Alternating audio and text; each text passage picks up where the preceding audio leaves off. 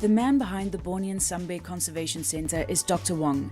His early research was pioneering in understanding the Sambe, and his lifetime dedication to understanding these animals has also helped to make major steps to protect them. It is amazing that these rescued Sambes have a safe place they can live out their years. But awareness and prevention is high on the agenda for the BSBCC. Through various local and international outreach projects in schools, plantations, and communities, they hope to inspire others to protect the Sambe with the aim to preserve them and their habitat for future generations.